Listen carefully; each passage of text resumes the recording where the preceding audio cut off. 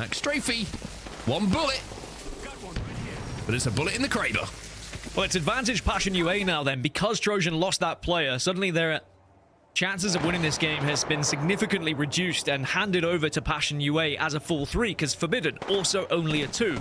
But positionally, PassionUA are in a vulnerable spot where both Forbidden and Trojan could target them at the same time. So they just have to be a bit careful here. Either, if they get the kind of information that one of the teams is a 2, maybe they'll send it on to them. But at the moment, PassionUA just need to try and work out how they don't get targeted by both. Yeah, Forbidden will have to move last here because they have the cover for the longest time. And Trojan decide that they want to try and play this train cut. They might be able to get an armor swap out of the box of 9 Impulse as well, which is going to give them a little bit to work with. And you can see that Remix Powers has done exactly that.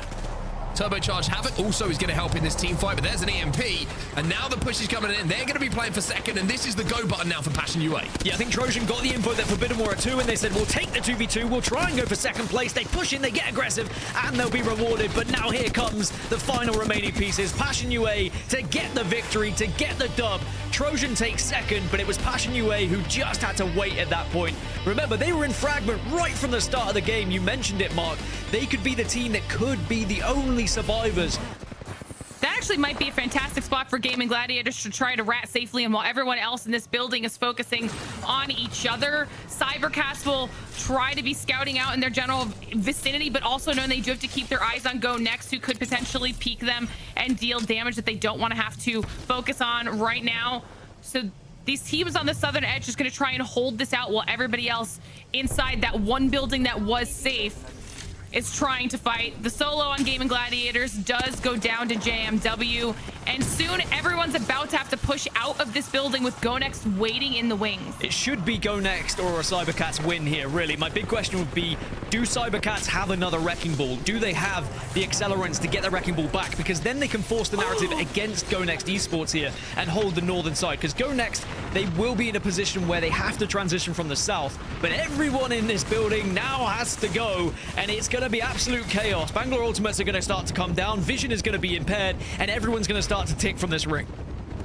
GoNext actually moved up very early before anyone else in the buildings did. They ended up right on top of PassionUA, and it's their downfall. They get eliminated. PassionUA somehow staying alive. They do lose Max Strafe. They're down to 2, or ticking lower and lower as the seconds pass. They go down to CyberCats, who are still waiting on the southern edge. Passion go out. Nessie's still alive, and it's all down to CyberCats and Nessie. CyberCats, the last remaining team, with one of the most beautiful compositions you'll see on your screen. They take out Nessie, they get the win, and they've done it with Mad Maggie. They've done it with Caustic, and they've done it with a blummin' Pathfinder just to make Onset happy.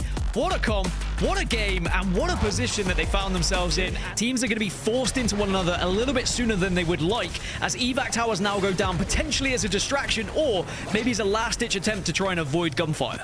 Also a good way to vault some fences if you need to in the end. So it's a 3v3v3. Atlas versus Blacklist International versus Aurora. And it looks like Blacklist International have made a play for center zone, so they will have to move last, so to speak, from their position. But have they just put themselves in a little bit of a pinch here? That's the real question. It is a dicey scenario for them, but Atlas should be able to get initial damage on someone, and you can already see Aurora get the first knock. Uh-oh. Aurora got a knock, but they also had one go down themselves. But Hardeki is still alive on that lifeline. He might be able to pop that res. However, it's an opportunity now for Atlas to jump up and do some damage. This is just back and forth. Nobody really feels like they have full control. Now the Dark Veil's going to go down just to split that zone. So much responsibility for Black Venom on the Catalyst, because he can bounce back and forth through that cat wall, and now can jump up. Now Aurora eliminated, and now Atlas can pounce. Atlas move in. Atlas get the win. And that Dark Veil might have been the difference. It just gave them a little bit of breathing room to reset in those final moments.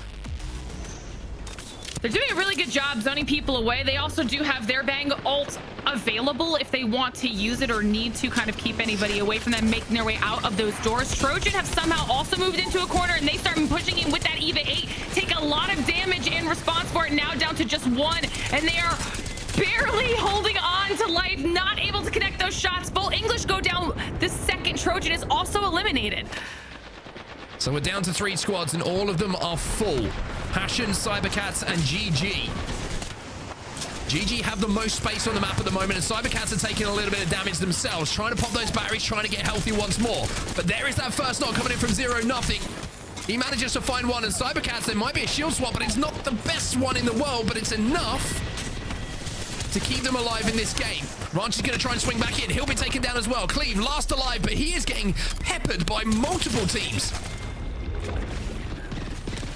How has Cleve held on for so long? Passion goes out. GaiminGladiators, like you said, had the best position, and they win match number 4 on Stormpoint.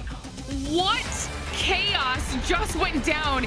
Is if the likes of Eternal decide to full send, if they overextend even slightly here, if Kai just shows a little bit too much, Eternal might just jump on and try and isolate. One thing they do have is some amazing hit glitches to play with. You can see that nobody is showing more than a forehead, so to speak, for GoNext.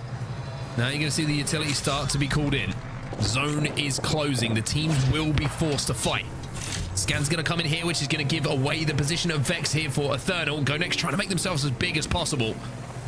You would say down in the armor advantage, but who is going to be the team who has to engage first? GoNext's coverage starting to disappear a little bit on the zone close. Oh, Eternal thinking about pushing out towards GoNext. GoNext need to be hammering them here. They need to be putting some presence down to not allow Eternal to get past this door, but they've allowed Eternal out, and now Eternal, their only play here really is to push onto GoNext. Take a little bit of damage. Also, one thing to note is you do have the cat walls as well, so GoNext can survive a little bit longer. Is that cat wall going to buy them enough time to force Vex and Eternal to have to engage first? Nades being exchanged, damage being exchanged, but not in a way which is a significant contributor. But maybe GoNext now do have enough time to capitalize, because Eternal are being pushed by Vex. They want to try and take on part. Tyler's trying to do what he can, but they will fall. Eternal will fall, and GoNext will win it. They bought just enough time to force the other two teams into each other. That cat wall was vital for them. As we only have 6 squads left. And Strafey has a Kraber as well, by the way. The Ukrainian who has been through a lot recently. He's looking to put some good vibes towards his team. It was great to see him, of course, at the Split 1 playoffs. They're looking to make it to the Split 2 as well. And with a game day win, there's no better opportunity. Alice will fall as well. Strafey flies in. It's another kill for PassionUA. They move up to second. They're only 1 point behind the CyberCats now. They're into the top 3. They hold prime position. They need to win this fight. If they do win this fight, the likelihood is they will win the entire day here on set. 3 squads remaining, and they move into first position. FaZe Clan will be eliminated, so PassionUA make a huge late game rally. Sanyu will fall with 2 bullets left in a Kraber. Strafey might have an opportunity here to do something a little bit special towards the end of this game. He reloads, and now he's got a few more to play with. It's Na'Vi on the other side, and Na'Vi now with the advantage to win this game, but it's going to be all about PassionUA here. PassionUA, unfortunately, will fall. Na'Vi will win the game, but the story belongs to Passion. They managed to get the job done. They will win the day, you would imagine, by going into that first place. With the kills they managed to put alongside the second place. Then even though Na'Vi might be smiling at the end of play today with that final game win, it's going to be the series smiles that are shared by PassionUA. A phenomenal performance, Dan. Not Moist, Pioneers, and Most Hated as our final 3. LG gone, Complexity gone, and now you're seeing Not Moist, a new lineup, starting to take command of the northern side of this zone. They have the most space in this zone, but Pioneers and Onmu do have that Kraber, so keep your eyes on them. They have the opportunity here to play however they want if they can hit the shots, but the Catwall's going to go down. It looks like Not Moist are forcing them away down the hill. I love this push from Not Moist. It's an aggressive one that says we're prepared to take this fight, and they almost scare the opposition away, and they hope to scare them into another fight. It's the Pioneers who have lost the first player, though. Most Hated, Not Moist, and Pioneers all scrapping. Deed's last player alive. Jet is going to go down as well, so Deed is trying to scrap for second place at the moment. Guild trying to clean him up, but the gold knockdown, we've seen it be a problem. Well, it's a problem once again. Timmy's taking his time and will be able to get back to full health, so Not Moist will have to play this one out as a 2, and Most Hated almost as a 2, but they've stuck the res by the looks of things, Not Moist. They might be able to get them back up, but no!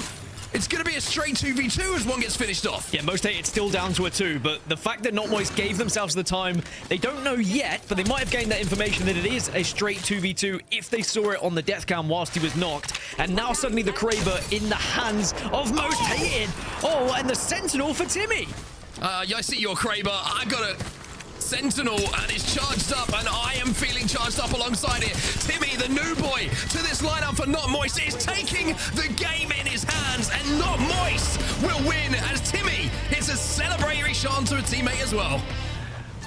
Well, TSM can very much play a part in this final circle now. You're completely right. Might not have the same kind of attachments, but all the meanwhile, this is still happening. LG and Complexity scrapping, going toe-to-toe, but who comes out on top? It looks like it's Complexity, will be Complexity, and now they will hold this northeast side and can start to think about how they want to win this game. They're going to be below the train tracks. They'll have a little bit of cover, but the downside is there's a Kraber on the other side, and Complexity have to try and avoid that.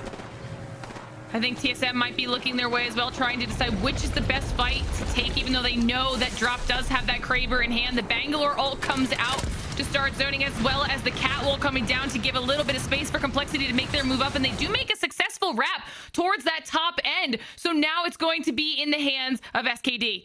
Yeah, SKD have the height. The smokes have gone down. TSM really have their backs quite literally against a wall right now, but now we'll start to make their move. Can Complexity give them a distraction will be the real question. As Complexity now look across, and TSM have already lost one. It looks like this should be wrapped up by SKD, but SKD have everything you could possibly want. They try to make their push up. TSM is finally eliminated, and all SKD have to do is drop down on the already injured Complexity to close out match number 2. And after doing a really, really good job of beating... As Falcons find a little corner to play, and look at this corner, Dan. I like this corner. Now you're going to see some shots come in. Pioneers will be eliminated in the meantime, and Falcons have to retreat back to the edge of this zone. If you can play on the low ground here, you do have a chance of winning this game. Both Most Hated and Falcons are in a good spot, but now they might have to fight against each other, as it is mayhem. It's pandemonium at this point. Everyone's starting to get involved in this fight. Well, Jim Burton's the last alive here. He's going to have to try and clutch for his team. It's good damage. It's hip-fire damage. But the team dropping down from the high ground. He's just trying to secure KP for his team. Empire gone. Falcons gone as well. We're down to 7. Blind pick. I'm going for Most Hated. It's difficult to predict, but they are in a good spot right now as we're down to 6 squads, as you mentioned. There are 4 teams on the southern side, all in this building, though. Fluffy Aimers have the height. Board go down. 5 teams now left. We've also gone as well. Fluffy Aimers, like you say, they do have the height, but they will have to drop. And when they drop, they will be stunned. Oxygen Esports eliminated in the meantime. SKD go down, managing to get into that top 4, as now we are left with 3. NRG are going to be one of those teams. Most Hated and the Fluffy Aimers up on top. Surely this is Fluffy Aimers just going to wait for the damage to be done. The Fluffy Aimers, how fluffy will their aim be is the real question, as they arrive to the party just the right time. 1, 2, 3, as easy as ABC. Fluffy Aimers get the job done, and they find the victory as they arrive last to the party. I'm one opening. Ramp up, cracked. Why were you open? Cracked over. Point about, you have a creeper, right, bro? I made it. The ramp up. You can catwalk for me? Can you smoke for me? Catwalk right side. No, don't smoke. I did. Smoke in 1. I get smoky 4 to you, Hal. I smoke in the wall. I smoke the ramp wall. I broke it as well. I flex them, get involved. Go. Dead, I kill one. Standing. On me, 1 HP. Lobo's left. I need the Kraber. Dead. Almost up. Data team's still alive. Okay. I'm safe for me. Yeah, you're safe there. Where are we I know safe? Solo is. Wait, yeah. Gotta move forward. On the right. Solo's on the right. Okay. We gotta kill him. I'm going right. I'm smoking.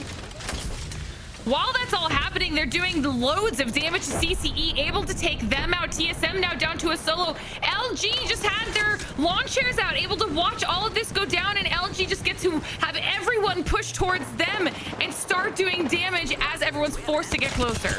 Now, the one thing that LG don't know is that there's a Kraber in the hands of Zero, but my God, Zero doesn't have it anymore, because those shots that came in from Funk were exceptional. That takes the Kraber out of the game. He takes TSM out of the game, and now he says, let me pop this ulti. Let me go and win the game for us. There's no reason for that to make the final push here after knowing they have a massive advantage. And after LG secure the best position they could have possibly gotten, they also secure the win. That was massive for LG. A huge spot on behalf of you as well, Mark, noting that they were able to even make that rotation after fighting Empire to get to that spot. Zone's starting to close in, so all these teams on the west, they're moving at the same time. As you mentioned, Most Hated, they can maybe drop last because they have that lip to work with on this building.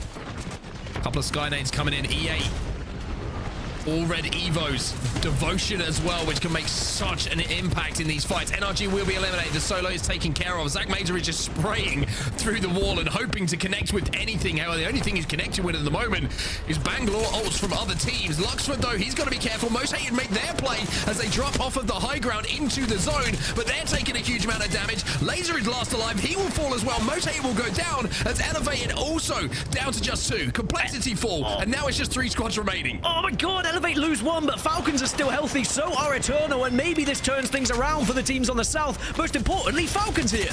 Falcons can move in and clean this game up, and should clean this game up. There's a couple of knocks. It's not a full team. It's a case of securing the KP and securing the win now. One more player left alive. Take him out, boys, and call yourself champion, surely. It's dicey. Wait. Imperial, how is the clutch? How has this turned around so much? And how, all of a sudden, he's on the back foot. Falcons had this in the bag, and now Luxford with the knuckle cluster trying to push him away. Popping the Phoenix K and Elevate win. I'm speechless. Absolutely speechless, because you said it. Surely it's comfortable. Surely they get this one done, but Elevate are able to pull that one out of the depths. And they will survive for now, but SSG will be more than aware of his location. They will be trying to, excuse the pun, zero in on this position. If he can get into the top 3 ratting out, there's still a chance the Falcons can walk away with the match win today, or the match day win, but it's gone. Elevate, as now Falcons eliminated. Elevate are only 2 points behind Falcons here, and they've taken prime position. They have taken the high ground, and that knuckle cluster is doing so much damage. It's more kills for Elevate, and they might be about to go back to win this game. Moist trapped down on that low ground, though. They may be in a position where you might even be thinking about a heal-off. Elevate are looking for the KP they need to win this on their own, though, and now it's all on to Luxford and Slayer. They get those KP, and they go into first place. Not Moist eliminated, SSG eliminated. It's all up to Elevate, but they should have done enough here. Should have done enough and will have done enough, but maybe Weave can maybe pull something out here to find the victory. Or will we see something? No, we won't. It's gonna be Weave who get the victory in match number 6, but it is Elevate who are going to take the entire series here today as they pip Falcons right at the punch. And it is an incredible day of action. It was back and forth, but it's back-to-back scenarios here where Elevate get into the final circle and put big points on the board. Amazing final 2 games coming in from Elevate here on Storm Point. Back-to-back wins is difficult to do in any lobby.